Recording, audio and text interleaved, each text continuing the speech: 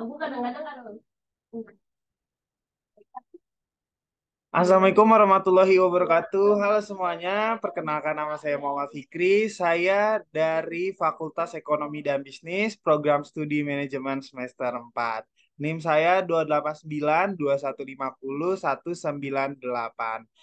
Presentasi saya kali ini adalah presentasi dari mata kuliah Manajemen SDM dengan dosen pengampu Bapak Lulu Abdillah Kurniawan. Tema presentasi saya kali ini adalah proses rekrutmen yang ideal ya sebagai syarat penilaian ujian tengah semester.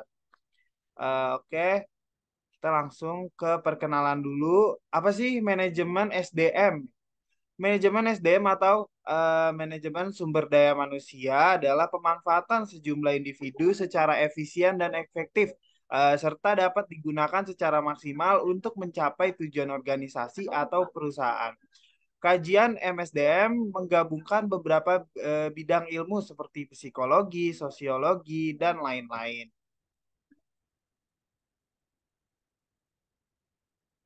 Identifikasi jenis pekerjaan. Eh, Oh, bagaimana cara mendapatkan calon kandidat yang diinginkan ya? Dalam manajemen SDM sendiri, untuk proses rekrutmen itu ada langkah-langkahnya ya supaya berjalan dengan baik dan efisien. Yang pertama yaitu identifikasi jenis pekerjaan. Sebelum rekrut, buatlah lebih jelas segala hal yang akan dilakukan karyawan ke depan dan bagaimana peran tersebut mendukung pencapaian tujuan organisasi. Pikirkan tentang yang pertama ruang lingkup tugas dan tanggung jawab pekerjaan. Yang kedua, output pekerjaan yang diminta, kesesuaian peran dan organisasi, dan yang terakhir, keterampilan yang dibutuhkan untuk menjalankan peran. Nah, untuk yang kedua yaitu membuat deskripsi pekerjaan. Maaf sebentar.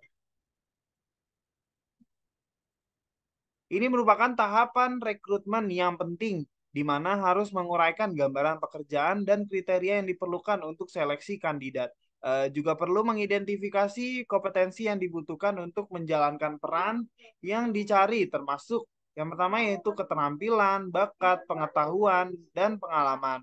Kemudian kualifikasi yang diperlukan untuk melakukan pekerjaan, kecuali kandidat direkrut berdasarkan potensi masa depan seperti fresh graduate.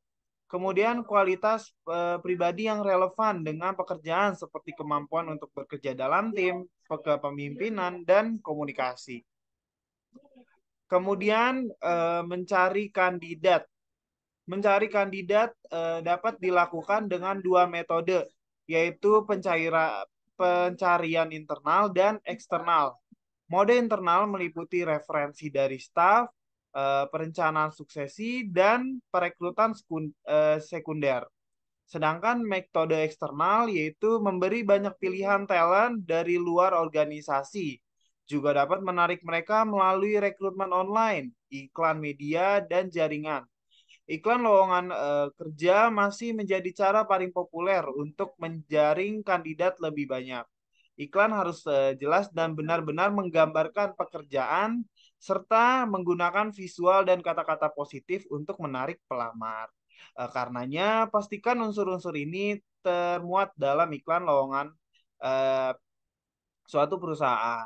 Yang pertama yaitu yang pasti ada judul pekerjaan, kemudian deskripsi pekerjaan dan kualifikasi, lalu lokasi pekerjaan, kompensasi dan benefit, kemudian mes kerja dan jenis kontrak, kemudian informasi cara mendaftar, lalu profil dan pencapaian perusahaan, dan budaya dan visi misi perusahaan. Kemudian cara mengelola aplikasi. Ada dua format utama aplikasi yang bisa digunakan untuk screening awal oleh HR atau Human Resource, yaitu kurikulum vitae atau CV atau resume dan formulir lamaran kerja. Keduanya bisa dalam bentuk fisik, kertas, atau file elektronik. Formulir aplikasi merupakan cara mengumpulkan dan menyusun informasi eh, pelamar dalam format yang konsisten dengan data yang sistematis. Rekruter lebih mudah dalam penilaian secara objektif mengenai kesesuaian kandidat dengan jenis pekerjaan yang dibutuhkan. Kemudian Kemudian memilih kandidat. Ya, memilih kandidat juga itu harus sesuai kriteria. Memilih kandidat itu melibatkan dua proses utama, yakni shortlisting dan penilaian pelamar untuk memutuskan siapa yang akan diberi tawaran pekerjaan. Shortlisting sangat tergantung nih pada jumlah kandidat. Saat memutuskan siapa yang akan dipilih, kita dapat membuat daftar kriteria menggunakan spesifikasi pekerjaan dan profil karyawan. Setiap aplikasi kemudian dinilai sesuai standar ini. Nah, kemudian membuat kontrak nih. Tawaran pekerjaan harus selalu dibuat secara tertulis. Tetapi penting diingat bahwa tawaran pekerjaan secara lisan dalam wawancara yang disetujui oleh kandidat juga mengikat secara hukum. Sebagaimana halnya kontrak tertulis yang ditandatangani oleh kedua pihak. Jika kebijakan rekruter membutuhkan referensi, HR mesti membuat aturan yang jelas kapan referensi digunakan dalam proses rekrutmen, termasuk jenis referensi apa yang diperlukan, misalnya dari mantan pemberi kerja, aturan-aturan yang harus diterapkan secara konsisten. Nah, yang terakhir ada induksi. Induksi merupakan bagian penting dari proses rekrutmen, eh, baik untuk pemberi kerja maupun karyawan baru. Induksi adalah program orientasi untuk kandidat yang telah direkrut dan ditempatkan dalam peran barunya, yang meliputi garis besar yang jelas tentang persyaratan pekerjaan atau peran. Kemudian orientasi terhadap lokasi dan fasilitas tempat kerja, orientasi terhadap tim kerja, nilai dan budaya organisasi. Jika tak punya waktu untuk membuat tahapan optimal seperti di atas, eh, kita juga bisa menyerahkan proses rekrutmen kepada karyawan kepada rekruter profesional di eksternal ya. Seperti itulah langkah-langkah gimana supaya misal kita punya suatu perusahaan, kita sedang membutuhkan karyawan di bagian A, B dan C, itu kita juga harus pintar-pintar dalam mengelolanya. Supaya apa? Supaya kita eh, termasuk tidak rugi juga ya dalam mengeluarkan cost atau biaya kan. Pasti kan setiap melakukan rekrutmen karyawan itu perusahaan akan mengeluarkan budgeting ya atau cost untuk eh, persediaan-persediaan yang harus dia siapkan untuk merekrut karyawan gitu. Termasuk juga supaya lebih efisien atau efektif dalam eh, merekrut karyawan, ya kita harus mencari sesuai dengan kriteria perusahaan yang dibutuhkan.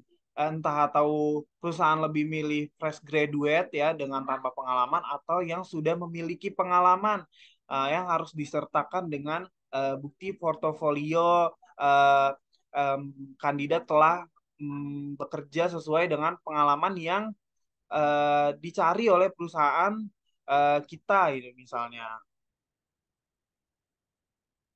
Itu saja yang bisa saya sampaikan. Mohon maaf apabila masih banyak kesalahan dalam penyampaian.